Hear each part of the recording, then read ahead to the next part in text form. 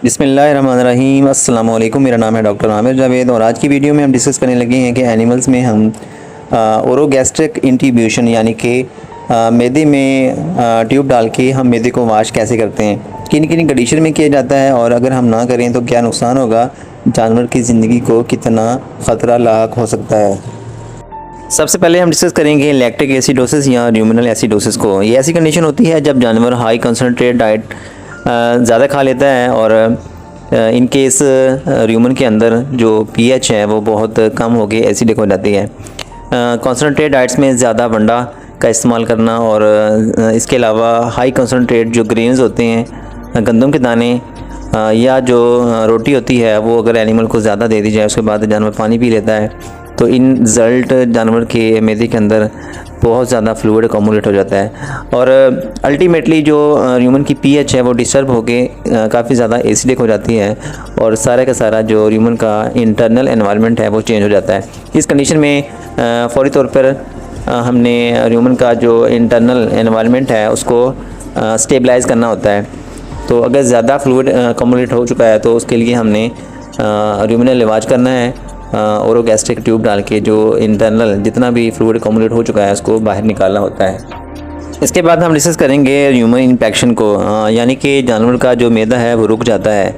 Constipation में एक ऐसी कंडीशन होती है जिस वक्त जानवर बिल्कुल ही बेबस हो जाता है। जो भी खुराक जानवर के स्टमक के अंदर होती है वो ना तो डाइजेस्ट होती है और ना ही इंटरनल जो मैकेनिज़्म है स्टमक का वो उसको आगे पास आउट कर सकता है। तो ऐसी कंडीशन में स्टमक ट्यूब पास करके उसको डाइल्यूट करके बाहर निकाला जाता है।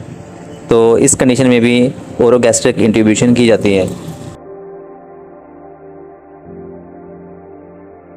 इसके बाद हम डिस्कस करेंगे कि समटाइम्स एनिमल्स में खुराक की इंटेक की वजह से ब्लॉट का या टिम्पनी का एक स्वे टाइप का हमला होता है जानवर के ऊपर और जानवर का जो पेट है वो फूल जाता है और अंदर वाटर भी काफ़ी ज़्यादा इंकमुलेट हो जाता है और जानवर में रिस्पायरेशन के ज़्यादा प्रॉब्लम्स आते हैं क्योंकि ह्यूमन के साथ ही लंग्स अटैच होते हैं। ह्यूमन का जब साइज़ बढ़ता है ड्यू टू टिम्पनी और ब्लॉट तो जानवर के रिस्पायरेशन में बहुत ज़्यादा एक लेबर रिस्पायरेशन होती है, सांस लेने में दुश्वारी होती है और ऐसी कंडीशन में जो फौरी है तौर पे हमने जानवर में जो इंटरनल जितनी भी गैसेस हैं, जितना भी फ्लूइड है उसको हमने ओरोगैस्ट्रिक इंट्रीब्यूशन करके ट्यूब पास करके स्टमक में वो फ्लूइड निकालना होता है।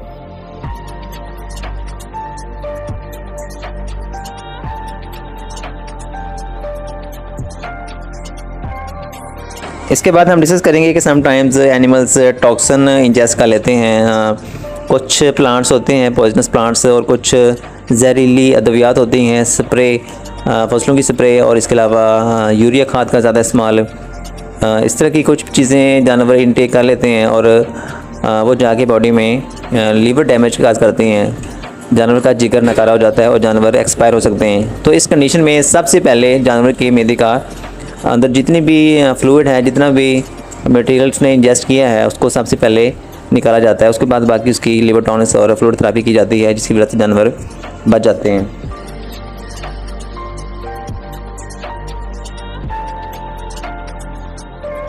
सबसे आखिर में हम डिस्कस करेंगे कि समटाइम्स एनिमल में कुछ भी डिजीज़ कंडीशन नहीं होती लेकिन जानवर में कॉन्टीन्यूसली क्रोनिक टाइप की इंडाइजेशन होती है। उसमें होता ऐसे है कि एनिमल्स के अंदर जितना भी माइक्रोफ्लोरा है वो डिस्टर्ब हो चुका होता है, वो या तो लाइव नहीं होता या फिर इंटरनल पीएच की चेंजिंग की वजह से इंटरनल जितना भी माइक्रो ऑर्गेनिजम्स हैं वो डैमेज हो चुके होते हैं। कुछ मेडिसिन का ओवर यूज़ करने से या ज़्यादा फ्लूइड इनटेक कराने से या करने से एनिमल्स के जितना भी नॉर्मल मैकेनिज़्म होता है स्टमक के अंदर वो सारा डिस्टर्ब होता है। तो क्रोनिक इंडाइजेशन में सबसे पहले ह्यूमन को वाश किया जाता है। ह्यूमन के अंदर जितना भी कंटेंट है उसको हम पहले डाइल्यूट करते हैं पानी अंदर डाल के और अंदर से सारा जितना भी है फिर उसका 1/3 अंदर रहने देते हैं, बाकी सारा 2/3 रिमूव कर लेते हैं।